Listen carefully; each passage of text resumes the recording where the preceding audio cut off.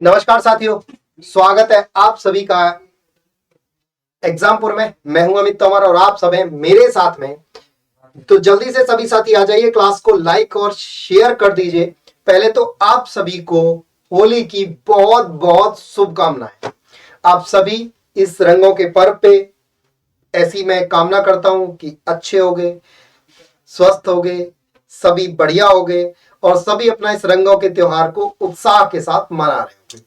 तो चलिए फटाफट से स्टार्ट करते हैं। आज का सेशन बहुत ही शानदार, बहुत ही खास, बहुत ही स्पेशल सेशन आज आपके लिए मैं लेकर आया हूं। चलिए बिना टाइम वेस्ट किए जल्दी से स्टार्ट करते हैं आज के सेशन को। और आज के सेशन का पहला सवाल आपके सामने ये है। पहला सवाल है, भारत का पहला मिशन चंद्रयान कब लॉन्च हुआ? ये आपको कमेंट बॉक्स में कमेंट करके बताना है। इस पर बेटा एक मूवी भी बनी है, कैसे लॉन्च हुआ, क्या हुआ, कैसे, पूरी बात आप, एक मूवी भी बनी है, अक्षय कुमार की है, मिशन चंद्रयान, मिशन मंगल के नाम से है वो मिशन मंगल के ऊपर बनी है। ये चंद्रयान है, मूवी मंगल के ऊपर है, ठीक है। तो बेटा चंद्रयान जो लॉन्च हुआ वो पहला वाला, हम 2 चंद्रयान भेज चुके। अब आप कमेंट करके आपको कमेंट बॉक्स में बताना है मिशन चंद्रयान 2 कब लॉन्च किया गया, ये आप कमेंट बॉक्स में बताइए। तो बेटा इसका राइट आंसर है 22 अक्टूबर 2008 को हमने ये चंद्रमा की परिक्रमा करने के लिए एक मिशन लॉन्च किया था जिसका नाम चंद्रयान 1 था। ठीक है बेटा, चलिए अगला सवाल। ब्रह्मपुत्र नदी भारत में प्रवेश करते समय किस स्थान पर यू टर्न लेती है? तो जल्दी से मुझे कमेंट करके बताइए, ब्रह्मपुत्र नदी भारत में प्रवेश करते समय किस स्थान पर यू टर्न लेती है? जल्दी से बताइए, मतलब ऐसे घूमती है। देखिए ऐसे नदी जा रही है, ऐसे ऐसे ऐसे, फिर ऐसे मुड़ जाती है सीधा एक साथ यू टर्न। तो किस स्थान पर ये यू टर्न लेती है वो आपको बताना है। अगर मैं ब्रह्मपुत्र नदी की बात करूं तो देखो ब्रह्मपुत्र नदी को अलग अलग नाम से जाना जाता है। ब्रह्मपुत्र नदी तिब्बत से निकलती है और तिब्बत के अंदर इस नदी को कहा जाता है बेटा सांगपो नदी। कौन सी नदी? तिब्बत के अंदर ब्रह्मपुत्र को कहा जाता है सांगपो नदी। वहीं अगर बात करें ये ब्रह्मपुत्र नदी जब भारत में आती है कहां? अरुणाचल प्रदेश, एपी मतलब अरुणाचल में, तो इसको कहा जाता है देहांग नदी। अरुणाचल में क्या नाम दिया गया बेटा इसको? देहांग नदी। उसके बाद ये नदी आती है असम में। भारत के अंदर जब असम में आती है तो असम में कहा जाता है इसे ब्रह्मपुत्र, असम में इसे ब्रह्मपुत्र ही कहा जाता है। और उसके बाद ये पहुंच जाती है बेटा बांग्लादेश में। तो बेटा बांग्लादेश में इस नदी को कहा जाता है ब्रह्मपुत्र नदी और बांग्लादेश में कहा जाता है इसे जमुना नदी। कौन सी नदी? यमुना नहीं, जमुना। जमुना नदी से बांग्लादेश में कहा जाता है। ठीक है साहब। तो इस नदी की बात करें तो ये जो नदी है जो यू टर्न लेती है वो लेती है नामचा बारवा। ये नामचा बारवा क्या है बेटा? ये अरुणाचल प्रदेश की सबसे ऊंची चोटी है। अरुणाचल, एपी यानी अरुणाचल, जहां भी मैं एपी लिख रहा हूं इसका मतलब अरुणाचल प्रदेश लिख रहा हूं। तो अरुणाचल प्रदेश की सबसे ऊंची चोटी है, सबसे ऊंची चोटी, ऊंची चोटी है कौन सी बेटा? सबसे ऊंची चोटी है अरुणाचल प्रदेश की, कौन सी? जिसका नाम है बेटा कौन सा? जिसका नाम है नामचा बारवा। उम्मीद करता हूं आपको बढ़िया से बात समझ में आ गई होगी। चलिए अब आगे बढ़ते, अगला प्रश्न देखते। अगला पैरा कह रहा है निम्नलिखित विकल्पों का चयन कीजिए। क्या चयन करें? पटकाई पहाड़ी, मणिपुरी पहाड़ी, मीजो पहाड़ी, नागा पहाड़ी। ये 4 आपको पहाड़ी दी गई हैं। आपसे पूछा ये है इनमें से किन पहाड़ियों को मिलाकर पूर्वांचल पर्वत श्रृंखला का निर्माण होता है? इस बात को आप जल्दी से कमेंट करके बताइए। मैं आपके सामने आपका 30 सेकंड के अंदर वेट कर रहा हूं। 30 सेकंड का टाइम, आप जल्दी से बताइए, फटाफट से बताइए भाई। हाँ साहब जल्दी बताइए। पूर्वांचल पर्वत श्रृंखला का इनमें से कौन कौन सी पहाड़ियां निर्माण करती? चलिए साहब तब तक आपको मैं कुछ अतिरिक्त जानकारी देता हूं। अतिरिक्त जानकारी में पटकाई जो पहाड़ी है ये पड़ती है बेटा आपका अरुणाचल प्रदेश में, एपी मतलब अरुणाचल प्रदेश में। मणिपुरी पहाड़ी की, मणिपुर पहाड़ी मणिपुर में ही पड़ती है, एमएन मतलब मणिपुर, मणिपुर में ही पड़ती है। मिजोरम, मीजो पहाड़ी मिजोरम यानी एमजेड मिजोरम में ही पड़ती है। नागा पहाड़ी नागालैंड में पड़ती है, एनजी मतलब नागालैंड। ये जो पहाड़ियां है बेटा ये चारों पहाड़ियां मिलकर पूर्वोत्तर पर्वत श्रृंखला का निर्माण करती हैं जो कि भारत और म्यांमार के बीच सीमा का बंटवारा करता है। यानी ऐसे ये पहाड़ियां ऐसे फैली हुई है, ऐसे ऐसे पहाड़ियां फैली हुई है, इधर म्यांमार और इधर भारत। तो यहाँ राइट आंसर 1, 2 और 3, 4 यानी सरकारी ऑप्शन राइट आंसर हो जाएगा। सरकारी ऑप्शन बोले तो जहां सारे सही हो, सारे ऑप्शन सही हो वो उसे सरकारी ऑप्शन का नाम देते हैं हम कोई नहीं, हम देते हैं। तो बेटा ये कहलाता है आपका सरकारी ऑप्शन। ठीक है बेटा, यानी जहां उपरोक्त सभी ठीक। चलिए साहब अगले प्रश्न की तरफ बढ़ते हैं। अगला प्रश्न क्या कह रहा है? मध्य प्रदेश में में गांधी सागर बांध किस नदी पर स्थित है? हाँ भाई, गांधी सागर बांध किस नदी पर स्थित है? जल्दी से कमेंट करके बताइए बेटा। अगर मध्य प्रदेश की बात करें और गांधी सागर बांध की बात करें तो बेटा चंबल नदी पर स्थित है गांधी सागर बांध, मध्य प्रदेश के अंदर। चंबल नदी की बात करें तो बेटा ये मध्य प्रदेश से ही निकलती है। और ये नदी जब मध्य प्रदेश से आ जाती है, चंबल की बात कर रहे हैं, तो ये एमपी से निकलती है। एमपी से आ जाती है राजस्थान, राजस्थान से आ जाती है बेटा यूपी। और यूपी के अंदर एक जगह पड़ती है इटावा, यूपी का इटावा। आप में से है कोई इटावा से? अगर नहीं है तो यूपी का इटावा, इटावा में बेटा ये इटावा में आकर यमुना से मिल जाती है। यानी जो चंबल नदी है वो यमुना की सहायक नदी है बेटा। ठीक है साहब, यमुना की सहायक नदी है कौन सी? चंबल नदी। अच्छा, राजस्थान के अंदर कोटा शहर इसी नदी के किनारे बसा हुआ है। कोटा जो शहर है वो बेटा चंबल नदी के किनारे पर बसा हुआ शहर है। कौन सा? कोटा। आ गई बात समझ में? उम्मीद करता हूं समझ आ गया होगा। इसकी घाटी डाकुओं के लिए फेमस थी। चंदन वीरप्पन के नाम से आप जानते हैं, मतलब वीरप्पन यहाँ का प्रसिद्ध डाकू हुआ करता था जिसका एनकाउंटर कर दिया गया है।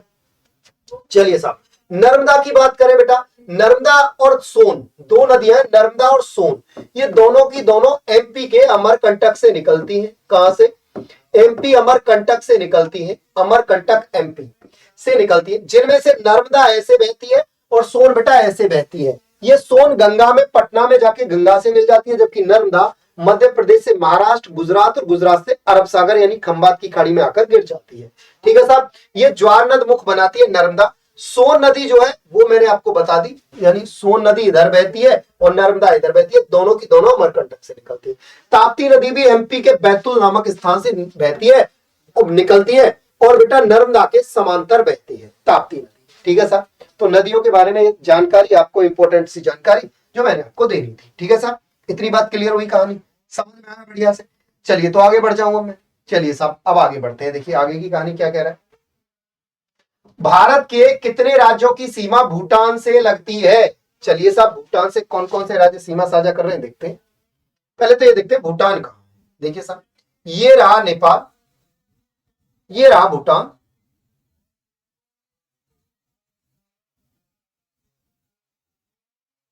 इस तरह से ये बाहर।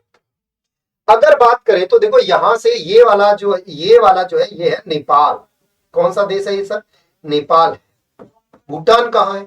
ये रहा बेटा भूटान, ये रहा बीएच लिख रहा हूं भूटान। अब इसकी सीमा भारत के कौन कौन से राज्यों से मिल रही है ये आपसे पूछा। तो बेटा यहाँ ये जो देश दिख रहा है आपको, ये वाला राज्य जो है इसका नाम है सिक्किम। क्या नाम है बेटा? सिक्किम। उसके बाद यहां से एक स्टेट है, इसका नाम है वेस्ट बंगाल यानी WB। यहां मैं 3 देश आपको सिखा दूंगा, यहां मैं आपको 3 देश सिखा दूंगा बेटा, यहां 3 देश आपको सिखा दिए जाएंगे। इससे ये है वेस्ट बंगाल। उसके बाद अगर बात करें, एक सेकंड, ये वेस्ट बंगाल थोड़ा सा सही से बना ले क्योंकि इसकी जरूरत पड़ेगी। ऐसे ये है बेटा वेस्ट बंगाल। यहां से ये वाला जो देश है ये है बांग्लादेश। कौन सा देश? बांग्लादेश। इधर ये वाला जो देश है ये वाला है बेटा म्यांमार। ये वाला देश कौन सा है? म्यांमार। म्यांमार, ये म्यांमार हुआ। अब देखो ध्यान से भारत की कहानी। ये वाला जो राज्य है इसका नाम है बेटा अरुणाचल प्रदेश यानी AP। ये वाला जो स्टेट है इसका नाम है बेटा नागालैंड यानी NG। ये वाला जो स्टेट है इसका नाम है MN यानी मणिपुर। इस वाले जो स्टेट है ये वाला है MZ यानी मिजोरम। ये वाला TR यानी त्रिपुरा। ये इस तरह से आपको सारे के सारे राज्य मैंने बताया। इधर एक राज्य है इसका नाम है बेटा MG यानी मेघालय, और ये बीच वाला रहा असम। ये कुछ भारत का मैप है। अब सबसे पहले पूछा भूटान से कौन कौन से ऐसे राज्य हैं जो सीमा साझा कर रहे हैं। तो सबसे पहले तो देख लो बेटा भूटान कहां है। तो सर भूटान ये, भूटान के साथ कौन कौन सीमा साझा कर रहा है? तो भूटान के साथ एक तो ये रहा, इधर अरुणाचल प्रदेश है, इधर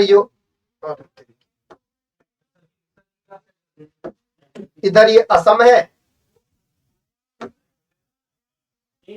उसके बाद इधर की बात करूं तो ये वाला वेस्ट बंगाल है, और इधर की बात करूं बेटा तो ये वाला है सिक्किम। तो कितने राज्य हो गए? सिक्किम, वेस्ट बंगाल, असम और अरुणाचल प्रदेश। कितने हो गए? 4 राज्य। सर जी 4 राज्य ऐसे हैं जो भूटान के साथ सीमा साझा करते हैं। कौन कौन से 4 राज्य हैं? तो उनको मैं यहां अलग से लिख रहा हूं। देखो कौन कौन से हैं। पहला है सिक्किम, पहला कौन सा है बेटा? सिक्किम है। दूसरे की बात करें तो दूसरा है बेटा वेस्ट बंगाल, WB है। तीसरे की बात करें तो बेटा असम है।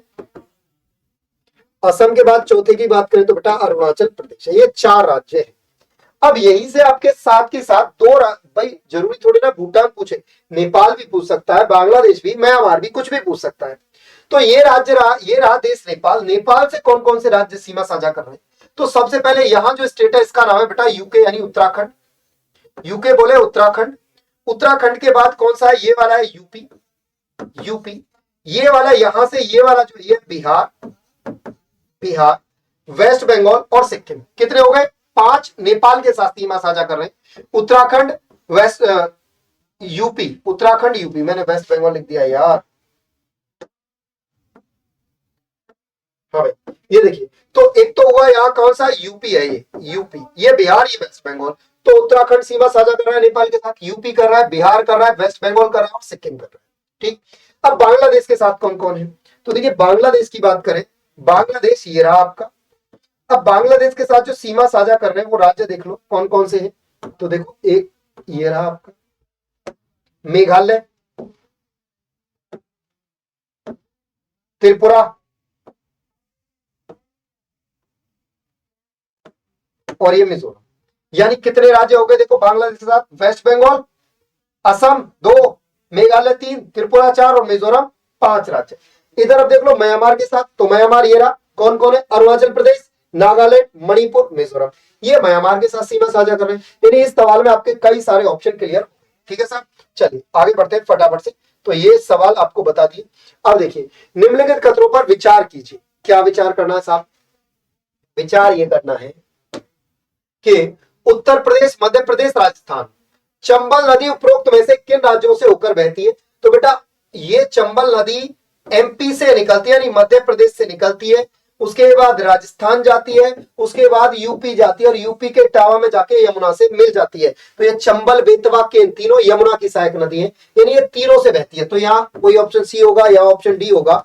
ये डी यहाँ ऑप्शन दिया नहीं है तो आप अपने आप बना लीजिए। यहाँ ऑप्शन होगा डी, और डी होगा कौन सा? 1, 2 और 3, ये तीनों सही है। तो यहाँ राइट आंसर कौन सा हो जाएगा बेटा? उपरोक्त सभी वाला, यानी डी ऑप्शन यहाँ राइट हो जाएगा। ठीक है भाई, ये डी वाला ऑप्शन यहाँ राइट हो जाएगा। ठीक है, क्लियर हुई कहानी? समझ आया बढ़िया से? उम्मीद करता हूं आपको बढ़िया से समझ में आ गया होगा। चलिए साहब अगले प्रश्न की तरफ बढ़ते हैं। जानकारी बैच से संबंधित। यदि आप बैच लेना चाहते हैं MP पटवारी के लिए तो आप एकलव्य बैच ज्वाइन कर सकते हैं। इस पर आपको 75% का डिस्काउंट मिल रहा है बेटा। आपको क्या करना है? एग्जाम 70 ये वाला कोड लगाना है, EXAM, एग्जाम 70। इसमें आपको कोई भी स्पेस नहीं देना है और सारे के सारे लेटर आप कैपिटल में लिखोगे। जैसे ही आप इस कोड को लगाओगे आपको 75% का डिस्काउंट मिलेगा और ये बैच मात्र आपको 499 में मिलेगा। यदि आप वन रक्षक, क्षेत्र रक्षक एवं जेल प्रहरी की तैयारी कर रहे हैं तो आपके लिए नर्मदा बैच है। ये भी आपको एग्जाम 75 कोड लगाने पर 75% के डिस्काउंट के साथ 499 में मिलेगा। यदि आप MP स्टेनोग्राफर की तैयारी कर रहे हैं तो आपको मेघदूत बैच है जो कि एग्जाम 75 कोड लगाने पर 499 रुपए का मिल जाएगा 75% डिस्काउंट के साथ। यदि आप MP PSC की तैयारी कर रहे हैं तो यहां भी आपको एग्जाम 75 कोड लगाना है और आपको ये बैच 999 में मिल जाएगा 75 का डिस्काउंट के साथ। अगली बात समझ में? चलिए बढ़ते अगले प्रश्न की तरफ। क्या कह रहा है अगला सवाल? अंतः जल परिवहन के व्यापार प्रोटोकॉल भारत ने किस पड़ोसी देश के बीच में है? भारत के किस पड़ोसी देश के बीच में? मतलब क्या है इस बात का? मतलब है कि ऐसा कौन सा देश है जिसके साथ हम पानी के रास्ते व्यापार करते हैं, मतलब पानी से उससे सामान मंगाते हैं और पानी के माध्यम से हम यहां से सामान भेज देते हैं। तो बेटा पानी के माध्यम से जो हम व्यापार करते हैं वो करते हैं बांग्लादेश के साथ। ठीक है भाई साहब, हुगली नदी और जो पद्मा नदी और हुगली नदी है उनसे होकर बढ़िया से हम इसके साथ पानी के रास्ते व्यापार करते हैं। ठीक है साहब, चल अगला सवाल। जम्मू कश्मीर के पंपोर क्षेत्र वुटर, पंपोर क्षेत्र उसमें एक जगह पड़ती है वुटर में राजस्व किससे प्राप्त होता है? राजस्व बोले तो धन यानी पैसा, पैसा किससे प्राप्त होता है? जल्दी से आप मुझे कमेंट करके बताइए। जम्मू कश्मीर के पंपोर क्षेत्र में यानी वुडर ये क्षेत्र का नाम है, इसमें पैसा किससे प्राप्त होता है? जल्दी से आप मुझे कमेंट बॉक्स में कमेंट करके बताइए किससे पैसा प्राप्त होता है भाई, फटाफट से बता दीजिए किससे पैसे की प्राप्ति होती है, जल्दी बताइए। हाँ भाई, पैसे की प्राप्ति किससे होती है, जल्दी बताओ। जल्दी बताओ भाई।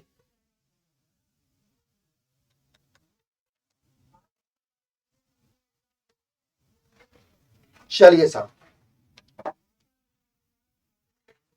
देखिए भाई साहब, यहां ये पैदा होती है केसर से। यहां जो केसर की किस्म होती है ना जम्मू कश्मीर के अंदर, एक केसर का नाम है जाफरान केसर, जाफरान। ये करेवा जाफरान ये केसर का एक प्रकार है और ये करेवा भू आकृति पे होता है, यानी बर्फ के द्वारा जो आकृति बनाई जाती है उसे करेवा कहते हैं और ये कश्मीर हिमालय में होता है। ठीक है साहब, चलिए आगे बढ़ते हैं। जम्मू कश्मीर की, अच्छा ये तो वही वाला आ गया। चलिए अगला सवाल, निम्नलिखित में से भारत की नवीनतम रिफाइनरी तेल शोधन कारखाना स्थित है? बेटा तेल शोधन कारखाना क्या होता है? यानी जब आपके पास ये जो पेट्रोल, डीजल, गैस, केरोसिन यानी मिट्टी का तेल जिसे आप कहते हो, ये जो जब हम दूसरे देश से खरीदते हैं ना तो हम उससे पेट्रोल, डीजल ये सब नहीं खरीदते, तो क्या खरीदते हैं? बेटा हम क्रूड ऑयल खरीदते हैं। क्रूड ऑयल क्या होता है सर जी? अरे मैंने कहा कच्चा तेल, मतलब सर मतलब ये कि पेट्रोल, डीजल, गैस, मिट्टी का तेल सारे के सारे चीजें एक ही जगह मिक्स होके आते हैं, ऐसा रहता है कीचड़ जैसा। अच्छा सर, उसके बाद जब हम इसे विदेश से खरीदते हैं फिर अपने यहां लाके रिफाइनरी जिसे आप कहते हो, रिफाइनरी या तेल शोधक कारखाना, उसमें आके इसे अलग अलग प्योरीफाई किया जाता है। पेट्रोल अलग, डीजल अलग, केरोसिन अलग, गैस अलग, सबको अलग किया जाता है। तो सवाल ये पूछा है कि सर इनमें से सबसे नई जो रिफाइनरी है वो कौन सी है, ये आपसे सवाल पूछा, जल्दी से बताइए। सबसे नई रिफाइनरी कौन सी है, जल्दी से कमेंट करके बताइए। बेटा सबसे नई रिफाइनरी है पानीपत की, जो 2002 में जिसका निर्माण हुआ। और अगर सबसे पुरानी की बात करें तो बेटा डिगबोई है। पुरानी कौन सी है? डिगबोई है, ये पुरानी है। 1899 में इसका निर्माण कब हुआ बेटा? 1899 में डिगबोई के अंदर जो तेल शोधन कारखाना है उसका निर्माण किया गया। आगे बात समझ में? तो पानीपत की 2002 में बनी, सबसे नई, और डिगबोई सबसे पुरानी। ठीक है भाई, चलिए अगला सवाल, अगला सवाल देखते हैं। अगला सवाल क्या कह रहा है? अगला सवाल कह रहा है बेटा निम्नलिखित में से गलत को पहचानो। हाँ भाई, गलत को पहचानो। गलत कौन सा हो जाएगा इनमें से? गलत शब्द को आपको पहचानना है। क्या पहचानना है गलत में? बिहार भारत का सर्वाधिक बाढ़ संभावित क्षेत्र है। बिल्कुल सही बात है भाई, बिहार में बिहार के अंदर बहुत ज्यादा बाढ़ आती है और बिहार का शोक ही कहा जाता है कोसी नदी। अरे याद करो, कोसी नदी को बिहार का शोक कहा जाता है। मल्टीपल टाइम आप ये प्रश्न पढ़ते हो, एग्जाम में भी पूछा जाता है। कोसी नदी को बिहार का शोक कहा जाता है क्योंकि कोसी नदी में बहुत ज्यादा बाढ़ आती है। नेपाल से निकलती है कोसी नदी सप्त कोशी के रूप में, उसमें से 7 धाराओं में निकलती है। 4 धारा नेपाल में चली जाती है, 3 धारा भारत में आती है, जिसे कोसी नदी मिलकर बनती है। ठीक है भाई, चलिए आगे बढ़ते।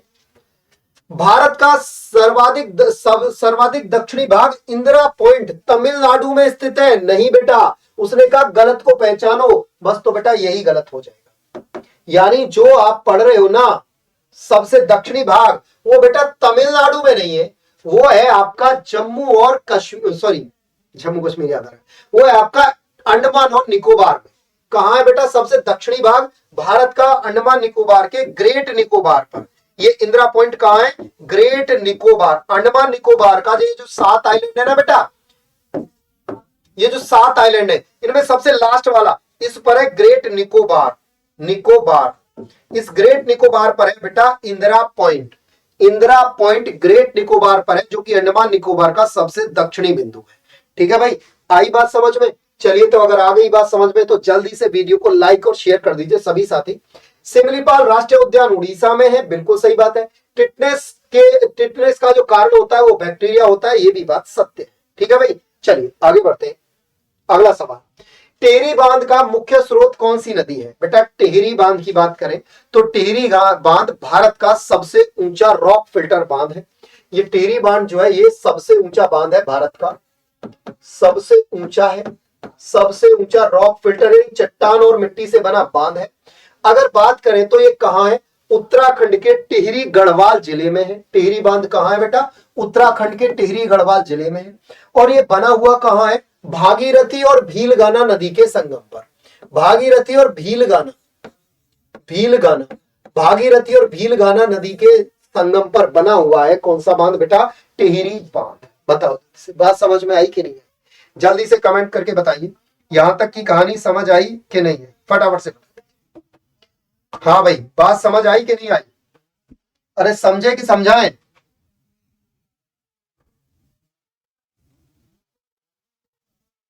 चलिए आगे बढ़ते हैं, फटाफट से अगला सवाल लेते हैं।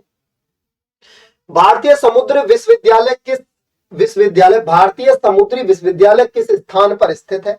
तो बेटा अगर बात करें हम भारतीय समुद्री विश्वविद्यालय की, तो ये जो भारतीय समुद्री विश्वविद्यालय है ये मौजूद है आपका चेन्नई के अंदर। और इसे चेन्नई कहां? तमिलनाडु में। और इसे बनाया कब गया बेटा? इसकी स्थापना कब हुई? इसकी स्थापना हुई बेटा 2008 में। इसकी स्थापना जो हुई वो 2008 में इसकी स्थापना की गई थी। ठीक है साहब, चलिए आगे बढ़ जाए। चलिए तो आगे बढ़ते देखते हैं अगला सवाल क्या कह रहा है। हिमाचल प्रदेश के किस स्थान को मिनी स्विट्जरलैंड कहा जाता है? हाँ भाई, हिमाचल प्रदेश के किस स्थान को मिनी स्विट्जरलैंड कहा जाता है? जल्दी से बताओ।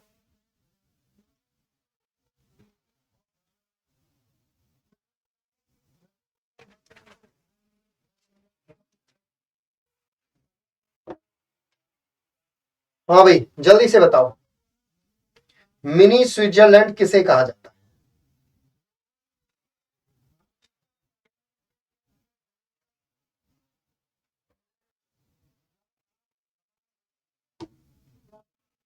अगर बेटा बात करें कि मिनी स्विट्जरलैंड की, तो हिमाचल प्रदेश के अंदर खाजिहार एक जगह है।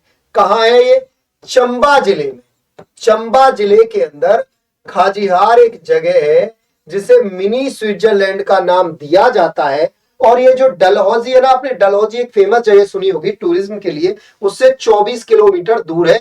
इसे मिनी स्विट्जरलैंड कहा जाता है। ठीक है साहब, चलिए। धर्मशाला में एक क्रिकेट स्टेडियम है। धर्मशाला में क्या है बेटा? क्रिकेट स्टेडियम है। क्रिकेट स्टेडियम कहां है बेटा? ये धर्मशाला में। चलिए आगे बढ़ते हैं। दक्षिण भारत में स्थित बाबा बूदान पहाड़ियां किस अयस्क के लिए प्रसिद्ध है? हाँ भाई, जो बाबा बूदान की पहाड़ियां हैं वो किस अयस्क के लिए प्रसिद्ध हैं? जल्दी से आप मुझे कमेंट करके बताइए फटाफट से। दक्षिण भारत में बाबा बूदान की पहाड़ियां, अगर बाबा बूदान की पहाड़ियों की बात करें तो बेटा मेनली कहां है? मेनली पार्ट है इनका कर्नाटक में। मेनली पार्ट कहां है बेटा इनका? कर्नाटक में इनका मुख्य भाग है बाबा बूदान पर्वत का। और यहां से लोहा निकाला जाता है, लोह अयस्क। और यहाँ एक बंदरगाह है न्यू मैंगलोर पोर्ट करके, एक बंदरगाह है। कौन सा? New Mangalore port. इस पोर्ट के माध्यम से लोहा, कच्चा लोहा निकाल कर और यहां से जापान के लिए एक्सपोर्ट करते हैं। ठीक है बेटा। भारत के बारे में बात करें तो भारत दुनिया का चौथा सबसे बड़ा लोहा एक्सपोर्ट करने वाला देश है। ठीक है भाई, भारत जो है वो दुनिया का चौथा सबसे बड़ा लोहा एक्सपोर्टर कंट्री है। ठीक है भाई, क्लियर हुई कहानी? चलिए साहब आगे बढ़ जाऊंगा मैं। चलिए, और इसके बाद अगर कर्नाटक की बात करें तो कर्नाटक जो राज्य है, कर्नाटक की बात करें तो कर्नाटक लोहा, कॉफी का सबसे बड़ा उत्पादक राज्य है। कॉफी का सबसे फर्स्ट नंबर पे है उत्पादक राज्य है कौन सा? कर्नाटक। भारत के अंदर लोहे का भी कर्नाटक सबसे बड़ा उत्पादक राज्य है। ठीक है भाई, चलिए आगे बढ़ते हैं फटाफट से। और सोने का भी बेटा कर्नाटक के अंदर कोलार और हट्टी की जो खान है उसमें सोना भी कर्नाटक नंबर 1 पे निकालता है। और कर्नाटक के अंदर आपने केजीएफ मूवी सुनी होगी, केजीएफ, यानी केजीएफ की फुल फॉर्म है Kolar, K for Kolar, G for gold और F for field, Kolar gold field यानी केजीएफ। यहां ये बेटा कोलार और हट्टी की खान, कोलार वह हट्टी की खान। ये सबसे पुरानी खानों में से जहां सोना निकाला जाता है। रिसेंटली की बात करूं तो अभी 2 दिन पहले उड़ीसा के अंदर सोना पाया गया है। अभी कितना है कितना नहीं इस बात की पुष्टि नहीं हो सकी है, लेकिन हाँ उड़ीसा के 3 जिलों में सोने के भंडार पाए गए। ठीक है बेटा, चलिए बढ़ते हैं अगले प्रश्न की तरफ। अगला प्रश्न, भारत में पवन ऊर्जा तकनीकी केंद्र किस स्थान पर स्थित है? हाँ भाई, भारत में पवन ऊर्जा तकनीकी केंद्र किस स्थान पर मौजूद है? जल्दी से बताइए। हाँ भाई, पवन ऊर्जा तकनीकी कहां है?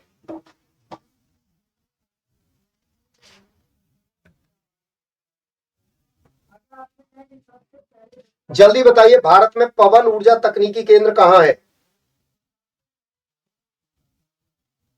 बेटा अगर बात करें भारत के अंदर पवन ऊर्जा तकनीकी केंद्र की, तो वो है बेटा चेन्नई तमिलनाडु के अंदर। चेन्नई तमिलनाडु के अंदर पवन ऊर्जा तकनीकी केंद्र स्थापित किया गया। ठीक है भाई, चलिए आगे बढ़ते हैं अगले प्रश्न की तरफ। अगला प्रश्न, जानकारी बैच से संबंधित जानकारी यह है कि यदि आप एमपी पटवारी के लिए एकलव्य बैच लेना चाहते हैं तो बेटा ये बैच आपको एग्जाम 75 कोड लगाने पर मात्र 499 रुपए में मिल जाएगा। आपको क्या लगाना है? बस EXAM और कैपिटल लिखना है, और इसमें कोई भी एग्जाम 75 में कोई भी स्पेस नहीं देना और कैपिटल लेटर में लिखना है। आपको ये बैच 75% के डिस्काउंट के साथ 499 में मिलेगा, यानी पिज्जा और बर्गर की कीमत में, बहुत ही नॉमिनल प्राइसेस में। यहां ये बैच सेम यही बैच, ये भी एग्जाम 75 लगाना, आपको ये भी 499 में मिलेगा। यानी अगर आप वन रक्षक, क्षेत्र रक्षक, जेल पहरी की तैयारी कर रहे हैं तो नर्मदा बैच आपको 499, एग्जाम 75 कोड यहां भी लगाना है। यदि आप एमपी स्टेनोग्राफर की तैयारी कर रहे हैं तो मेघदूत बैच आपको एग्जाम 75 कोड यहां भी लगाना है, ये भी आपको 499 में मिलेगा। यदि आप एमपी पीएससी की तैयारी कर रहे हैं तो आपको कालिदास बैच मिल जाएगा। ये एग्जाम 75 कोड लगाने पर ये भी आपको 75% के डिस्काउंट पर मिलेगा और मात्र 999 रुपए में मिल जाएगा। ठीक है बेटा, ये बैच से संबंधित आपके लिए इंपॉर्टेंट महत्वपूर्ण जानकारी थी। चलिए बढ़ते हैं आज की अगले प्रश्न की तरफ। कृष्णा नदी निम्नलिखित में से किन राज्यों से होकर बहती है? तो जल्दी से बताइए। देखिए अगर हम कृष्णा की बात करें तो इसे कहा जाता है डायमंड रिवर। इसे क्या कहा जाता है बेटा? Diamond river. Diamond river, diamond नदी इसे कहा जाता है क्योंकि इसमें डायमंड पाए जाते हैं, ऐसा माना जाता है, हीरे पाए जाते हैं। और ये नदी, कृष्णा नदी, महाराष्ट्र से निकलती है। महाराष्ट्र में एक जगह पड़ती है महाबलेश्वर। महाबलेश्वर महाराष्ट्र के महाबलेश्वर से निकलती है। महाबलेश्वर से निकलती है। महाराष्ट्र से ये आती है कर्नाटका। कर्नाटका कर्नाटका से बेटा ये रिवर आ जाती है नीचे तेलंगाना। तेलंगाना से आ जाती है बेटा ये आंध्रा, यानी आंध्र प्रदेश। आंध्रा में आकर ये अरब बे ऑफ बंगाल में इसका अंत हो जाता है। किसका बेटा? ये जो आपकी कृष्णा नदी है। तो किस किस राज्य से गुजरी है? देखो, महाराष्ट्र से, कर्नाटक से और आंध्र प्रदेश से। तेलंगाना कहीं ऑप्शन में नहीं है तो उसे छोड़ दो। ये 3 राज्य हो गए, महाराष्ट्र, कर्नाटक और आंध्र प्रदेश। इन 3 राज्यों से गुजर रही है बेटा कौन सी रिवर? जो आपकी नदी है जिसका नाम है क्या बेटा? कृष्णा नदी। जल्दी से बताइए, बात समझ में आई या नहीं? फटाफट से बता दीजिए मुझे। हाँ भाई, जल्दी से बताओ, इतनी बात क्लियर हुई? चलिए साहब आगे की कहानी बढ़ते, अगला सवाल देखते हैं। भारत का सबसे बड़ा गन्ना उत्पादक राज्य कौन सा है? हाँ भाई, भारत का सबसे बड़ा गन्ना उत्पादक राज्य कौन सा है? तो अगर हम बात करें भारत के सबसे बड़े गन्ना उत्पादक राज्य की, तो आप सब जानते हो उत्तर प्रदेश भारत का सबसे बड़ा गन्ना उत्पादन करने वाला राज्य है। वहीं अगर हम विश्व के लेवल पे बात करें कि जी विश्व में सबसे ज्यादा गन्ना का उत्पादन कौन करता है, तो बेटा ब्राजील गन्ने का सबसे ज्यादा उत्पादन करता है। वहीं अगर ब्राजील की बात करें तो ब्राजील सबसे ज्यादा कॉफी का उत्पादन भी ब्राजील ही करता है। दुनिया में कॉफी का सबसे ज्यादा उत्पादन भी कौन सा देश करता है बेटा? ब्राजील दुनिया में कॉफी का उत्पादन भी सबसे ज्यादा करता है। समझ के बात को? समझ में आया ना? चलिए आगे बढ़ते हैं अगले प्रश्न की तरफ। अगला प्रश्न कह रहा है, भारत में सर्वाधिक रबड़ किस राज्य में उत्पादित किया जाता है? जल्दी से कमेंट करके बताइए। भारत में सर्वाधिक रबड़ किस राज्य में उत्पादित किया जाता है? तो बेटा सर्वाधिक रबड़ के उत्पादन की बात करें तो केरल भारत में सबसे ज्यादा रबड़ का उत्पादन करता है। अगर मैं रबड़ के उत्पादन की बात करूं तो दुनिया में फर्स्ट नंबर पे जो है वो है बेटा थाईलैंड। थाईलैंड थाईलैंड रबड़ उत्पादन में नंबर फर्स्ट है। नंबर सेकंड की बात करूं तो सेकंड नंबर पे आता है इंडोनेशिया रबड़ के उत्पादन में, इंडोनेशिया। और बेटा अगर थर्ड नंबर की बात की जाए तो रबड़ के उत्पादन में थर्ड नंबर पे आता है आपका प्यारा भारत, हमारा प्यारा भारत आता है थर्ड नंबर। ठीक है साहब। थाईलैंड को कहा जाता है बेटा सफेद हाथियों का देश। इसे क्या कहा जाता है? सफेद हाथियों का देश, हाथियों का देश, सफेद हाथियों का देश। कौन सा है बेटा? थाईलैंड जो है वो सफेद हाथियों का देश कहलाता है। क्लियर हुई कहानी? उम्मीद करता हूं आपको सारी बातें समझ में आ गई होगी। क्लियर हुई यहां तक की कहानी? कोई समस्या, डाउट, परेशानी हो तो जल्दी से आप पूछ सकते हैं। चलिए अब बढ़ते हैं अगले प्रश्न की तरफ। अगला प्रश्न क्या कह रहा है? निम्नलिखित में से किस, ये जो है की जगह किस आएगा?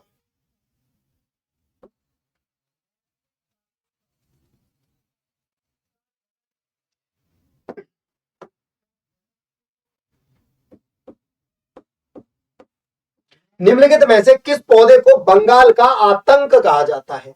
ये बेटा बंगाल का आतंक है और इतनी ज्यादा मात्रा में पौधा पैदा होता है कि और पौधों को मार देता है। आप अपना ही राज रखता है और पौधों के खत्म कर देता है।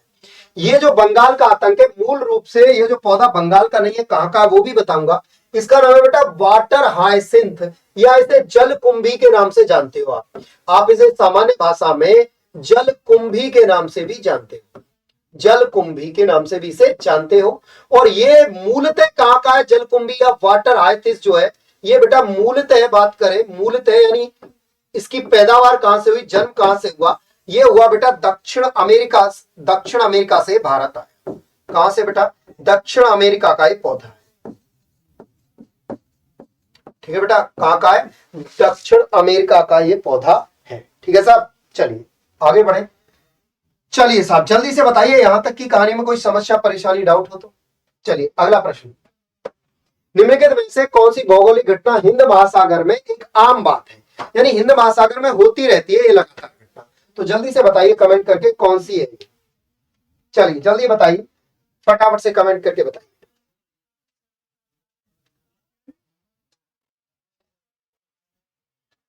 हाँ भाई जल्दी बताओ कौन सी है।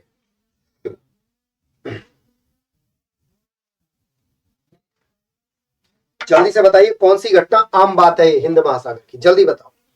टोर्नाडो, चक्रवात, हरिकेन, सुनामी। देखो बेटा अगर बात करें तो हिंद महासागर में जो मुख्य रूप से आता है वो आता है चक्रवात।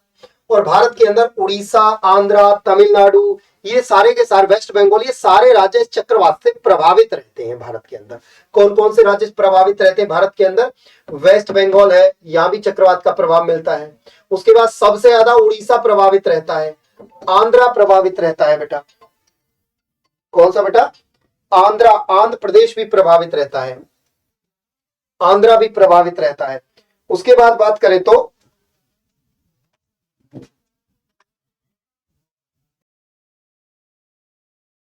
10 मिनट।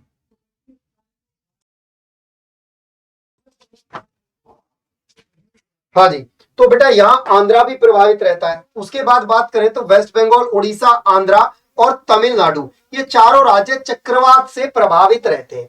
टोर्नेडो कहां आता है इसकी बात करें तो बेटा ये आता है उत्तरी अमेरिका में, उत्तरी अमेरिका में ये आता है। सुनामी की बात करें तो समुद्र में आया ऊंचा ज्वार भाटा, जो कि समुद्र के नीचे यदि भूकंप आए तो उसके कारण, ज्वालामुखी विस्फोट हो तो उसके कारण अक्सर सुनामी आती है। ठीक है सर, उम्मीद करता हूं आपको बात समझ में आ गई होगी अच्छे से। हरिकेन ये भी एक तूफान का नाम है। ठीक है, चलिए आगे बढ़ते हैं, अगला सवाल लेते हैं।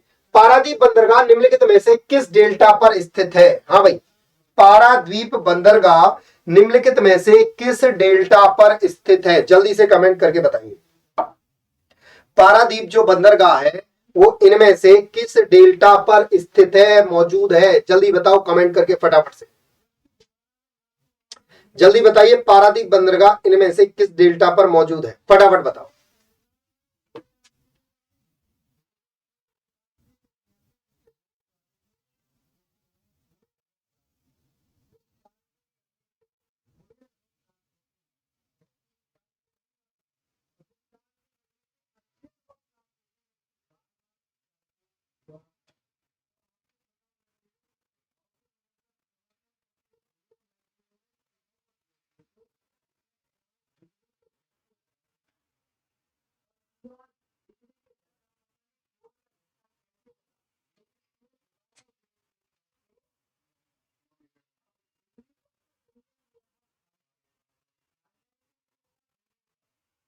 हाँ भाई जल्दी बताओ। तो बेटा देखिए पारादीप कहाँ है, ध्यान से समझिए। पारादीप क्या, पारादीप बंदरगाह। तो देखिए पारादीप कहाँ है, समझिए ध्यान से। ये बेटा अपना प्यारा भारत, यहाँ प्यारे भारत में यहाँ उड़ीसा है, राज्य उड़ीसा, उड़ीसा के अंदर यहाँ है पारादीप बंदरगाह। कहाँ है, पारादीप, पारादीप बंदरगाह, पारादीप बंदरगाह। तो पारादीप बंदरगाह कहाँ है, पारादीप बंदरगाह है सर उड़ीसा के अंदर, ओडी यानी उड़ीसा। उसके ऊपर कोलकाता, हल्दिया, यहाँ विशाखापट्टनम, यहाँ इंदौर, चेन्नई, तूतीकोरिन ये तमिलनाडु में है। ये विशाखापट्टनम कहाँ है, ये आंध्रा में है। ठीक है, लेकिन ये किस नदी पर है, तो बेटा ये महानदी डेल्टा पर, यानी उड़ीसा के अंदर जो महानदी है उसके डेल्टा पे पारादीप बंदरगाह। आपको बता दें उड़ीसा के अंदर महानदी पर ही बना है कौन सा, हीराकुंड बांध। कौन सा बांध बेटा, हीराकुंड बांध। और ये हीराकुंड बांध जो है ये विश्व का सबसे लंबा गुरुत्वीय बांध है। कितनी लंबाई है इसकी, 26 किलोमीटर की लंबाई के साथ ये विश्व का सबसे लंबा बांध है, विश्व का सबसे लंबा बांध। उड़ीसा के संबलपुर में है ये बेटा। कहां है ये, उड़ीसा, ओडी, और ओडी में भी कहा, संबलपुर, संबलपुर, संबलपुर है कहा, उड़ीसा के अंदर, वहां ये मौजूद है, महानदी पर बना है। और बेटा विश्व का सबसे लंबा बांध है, सबसे लंबा। ठीक है सर, बताइए तो ये जानकारी आपको कैसी लगी। अगर जानकारी पसंद आई हो तो फटाफट से सभी साथी वीडियो को लाइक और शेयर करें, अपने सभी दोस्तों के साथ इसे शेयर कर दें। और कैसी लगी ये क्लास आपको कमेंट बॉक्स में कमेंट जरूर करके बताएं। महानदी की बात करें तो बेटा महानदी जो है ये निकलती है धमतरी जिला छत्तीसगढ़ से, सिहावा पहाड़ी, सिहावा, सिहावा पहाड़ी। और सिहावा पहाड़ी में कहा, छत्तीसगढ़, CHH मतलब छत्तीसगढ़ के धमतरी जिले से कौन सी नदी निकलती है बेटा, महानदी निकलती है। ठीक है सर, उम्मीद करता हूं आपको बहुत अच्छे से बात समझ आ गई होगी। और आप सभी को अगेन होली के इस पावन पर्व की, इस रंगों के त्योहार की बहुत बहुत शुभकामनाएं। आशा करता हूं कि आप और आपका परिवार पूरी तरह से स्वस्थ, मस्त, बिंदास होंगे और होली का पूरा आनंद ले रहे होंगे। चलिए ठीक है, अब हम भी होली का आनंद लेते हैं। All the best, take care, tata, bye bye, जय हिंद, जय भारत साथियों, नमस्कार।